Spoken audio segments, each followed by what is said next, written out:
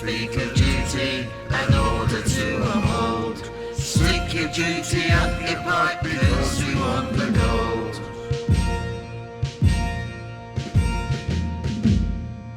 Now, one thing you might have noticed about We Want the Gold is that there is a lot of input from the players and the GM in terms of setting up the scenario, in describing the factions, in working out their objectives, and it's similar with the spells.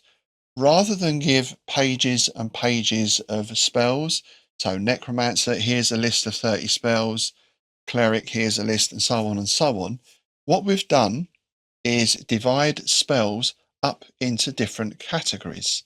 Let's have a look at those first. So we have animate spells. These bring things to life. Could be a statue, could be a skeleton, and so on. Then we have harm spells. These are offensive spells. You might be casting some type of missile or a fireball or depriving someone of their sight and similar. Healing spells, magical first aid and protection. Influence. This is where you might try and charm someone, cast an illusion on them, or give them a command. Magic. Detect, dispel, conceal, reveal. So these are basically spells that work around magic.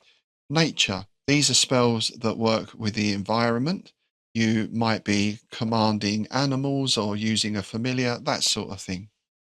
Summon. These tend to be your ritual spells. You might be summoning a demon, an elemental, something nasty from the outer planes. Transmute spells, change something into something else.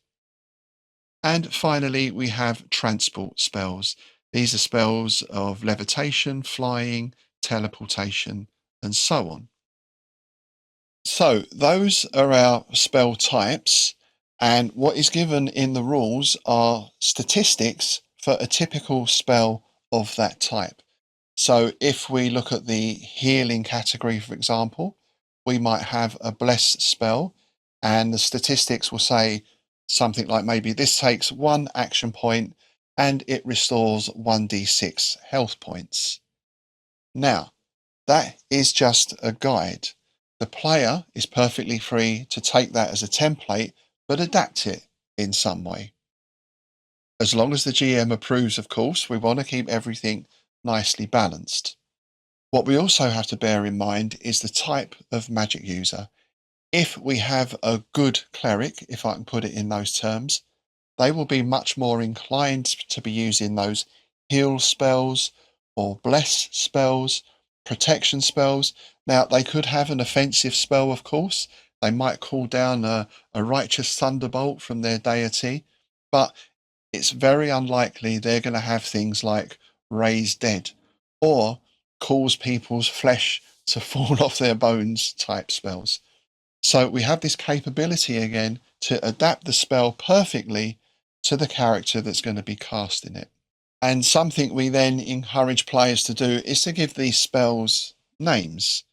If we go back to our faction example from character creation and we look at the monster hunters, we had the cleric Father Sandor, spell factor of 2. He decided he'd like a bless type spell and a thunderbolt. The bless he calls the blessings of Mitra, and the thunderbolt he calls the hammer of Mitra. So what happens then is once you've named that spell and you know its effects and you take the stats for it from the suggestions in the rules, then you can kind of keep that on file, so to speak. So over a period of time, especially if you're running a mini campaign, your magic users start building up this body of spells. There is then even potential of them, of course, to put those onto scrolls or even perhaps create their own magic tomes. And let's take that thunderbolt as an example. If we look in the rules, we go to our harm spells, and that comes under the heading of a smite spell, thunderbolt, fireball, etc. We see that has a range of 25 centimeters. It will affect a single figure or any figures in melee with that figure. It takes 2 action points to cast. It does 1d8 points of damage per spell factor of the caster. So If the cleric has an SF of 2, that's 2d8 damage. Saving roll, SV, is possible at the GM's discretion.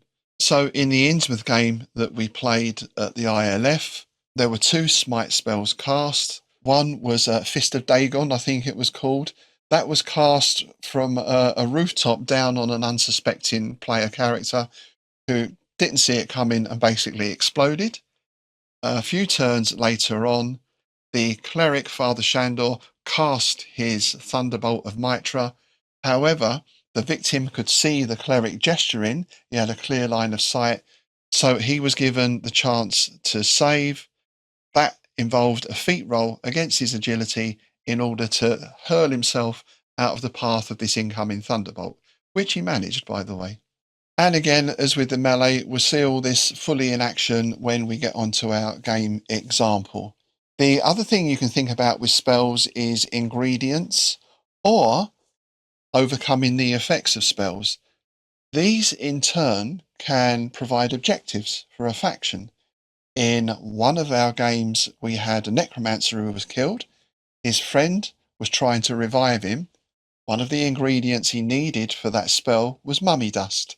So the necromancer faction objective in Death in the Marsh was to get into the ruined temple and get some mummy dust. Of course, the mummy had something to say about this, but that's another story.